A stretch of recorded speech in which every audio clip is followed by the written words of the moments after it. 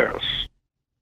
So often in our lives, somebody we've never known before shows up with some kind of word of wisdom, or we may be in a predicament. Someone is there to help we've never seen before. Uh, Very possible that these are holy angels, but we'll say, "Oh, what a coincidence."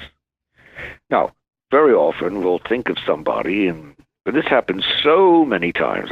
From my own experience, somebody I haven't uh, thought of in a long, long time, and suddenly the phone will ring and say, "Oh, just thinking of you," or you run into them in the street.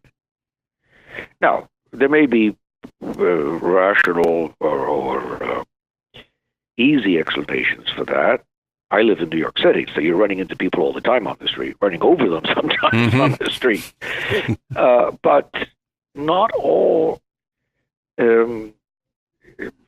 encounters we have are just inexplicable coincidences. They are God's way of working. There may be a different dimension that we haven't yet explored, some kind of telepathy. I was a hospital chaplain for a long time, and I often found that if a number came to mind, I go to that room in the hospital and somebody was looking for a priest. Now, I think maybe that's God's agency, but very often when we are thinking of people, there's some kind of communication going on. I cannot count the number of times many times, someone's name comes to mind, and within no time at all, I find out that very moment that person had died. So, by the way, your name hasn't come to mind, I have to say. Ooh, that's good. So far, so good. Yeah, no, but these are consolations. A lot of people might be spooked out by this kind of thing. These are consolations. It means God is in charge. He's getting his message across. He wants to help us, and he wants us to help one another. You can go back a long, long time. The Greek philosophers pondered what coincidences were. And one of the Greek philosophers said, "Well, after all, there's so many events in life. And so many people that it's just mathematically explicable that things will coincide once in a while. But that doesn't explain everything." There was a school of philosophy, atomism, in which basically everything was chaotic, and so they had no understanding of the meaning of the divine intelligence. Anything that we call a coincidence was just mere chance. But for the Christian, we have to distinguish between chance and providence. And as I said, there may be some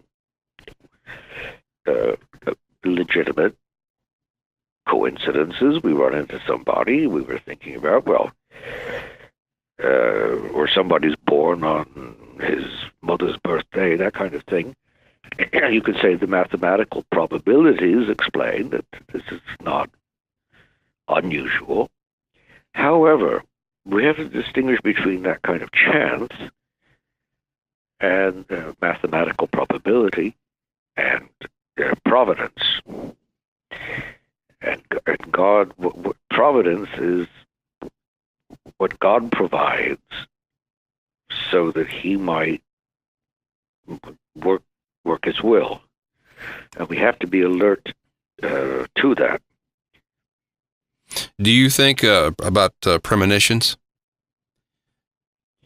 I think there is such a thing as a premonition. Much of it may be based rationally on experience. I mean, if you've had experience of certain circumstances, when they happen again, you can say you can pretty much anticipate what the consequences will be. That would be, I don't know. that's sort of in the gray gray zone. But I do think that there are God does give us warnings. He gives us anticipations. Some people tend to be, I don't know, more attuned to premonitions than others, or even telepathy. My dear late sainted mother was a saint, I'm sure. She just had a certain, I think, gift of premonition. Would unnerve my father sometime. I can remember my mother getting up to answer the phone before it rang. So, here again, how do we explain that? I think probably the most reliable of the early schools of psychoanalysis was that of Carl Jung. And Carl Jung talked about this kind of extrasensory reality. What should we call it? And he tried to come up with some kind of scheme, some kind of systematic analysis, some kind of name. So, I mean, he was aware of that, and I think it's I mean, even when you look back 50 years ago, people would have a hard time believing some of the new inventions we have, some of the discoveries we have. Mm-hmm. So, yeah, it may very well be that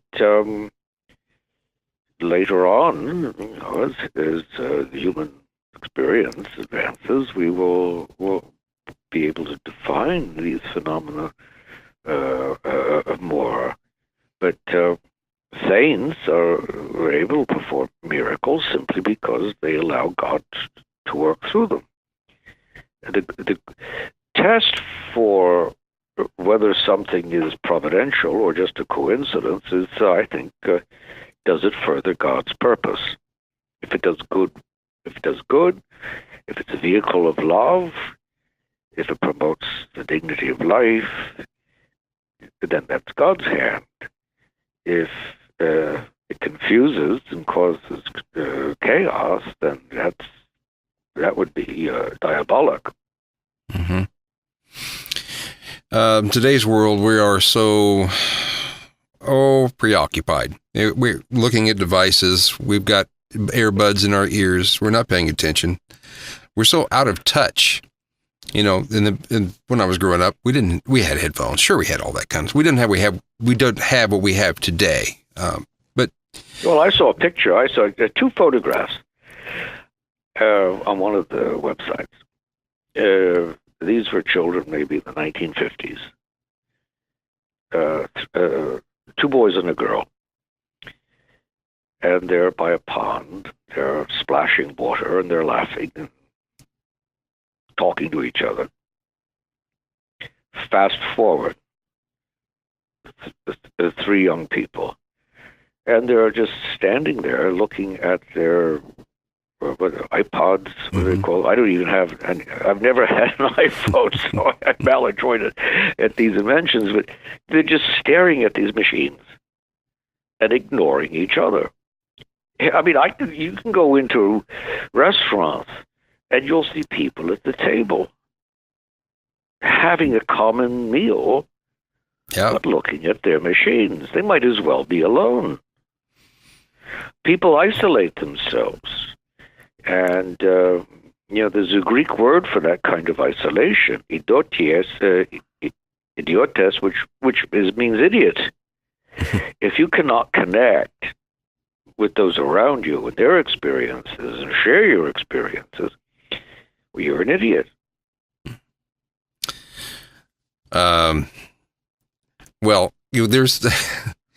They're so bad. They're just stepping right into manhole cover. I mean, they're just walking. They're just not looking or thinking anymore. I mean, you're right. So, this actually happens. Yep. And people are at fault. And they're lonely. Do this, And there's no worse kind of loneliness than to be lonely in a crowd. Mm-hmm.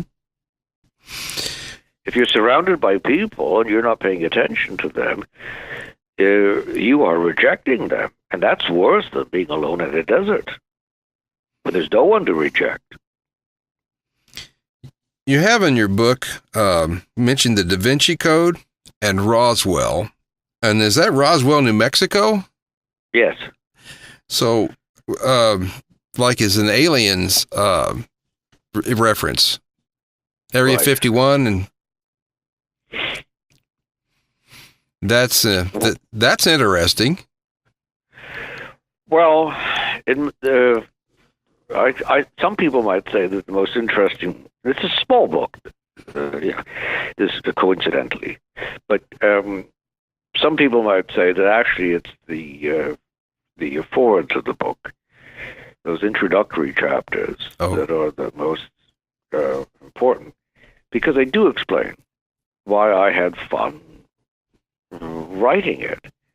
I was on a train going up from New York to Connecticut, and this man seated next to me started talking about the theory he had for the basketball teams and the numbers of the numbers on their shirts, and so on and so forth, and how he could tell who's going to win by the combination of numbers and things. And I thought, well, this is rather fantastic and silly. And it got me thinking, though, and I think it was kind of silly, but it got me thinking to how many people are of the opinion that they can predict the future and the like superstitiously. This is, I don't know, for some reason, it's a kind of temptation to people who consider themselves Christians but are outside the Catholic Church. They'll be talking about the end of the world, their whole sects based on when the world's going to end, and of course, when the world doesn't end at the time they predicted, then they keep sort of revising things. But so I wrote this. I started to do this to show how ridiculous that kind of superstitious use of numbers can be. One of my heroes in the faith is Monsignor Ronald Knox, who died a little more than, gosh, time goes fast now, but about 60-some years ago. Englishman, he was a convert, distinguished classical scholar. He translated the Bible. He was a Catholic chaplain at Oxford University, and he was a brilliant man.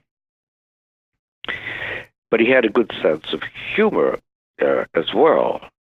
And he said 2 signs of insanity were saying that Shakespeare did not write the plays attributed to him, and the other sign was saying that you know exactly what the book of Revelation means, the last book of the Bible. Mm-hmm. And there are people who take all the numbers in the book of Revelation and come up with bizarre theories. So that's to be avoided. And that's why I really began this book as a kind of satire on that superstitious mentality. But then I really began to realize that there were a lot of things that cannot be dismissed as mere coincidence. Most of it is kind of humorous in this book. I deliberately tried to show how you can prove anything as a coincidence if you just have access to history books, or then later on, it's easier to do computers. If I had a computer when I wrote that book, I could have written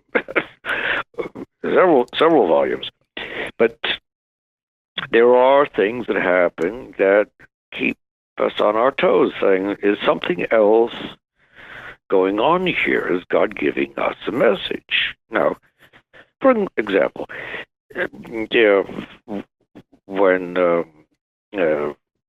on the 50th anniversary of July 4th, the original July 4th, mm-hmm. on the same day, Thomas Jefferson and John Adams died. Now, you could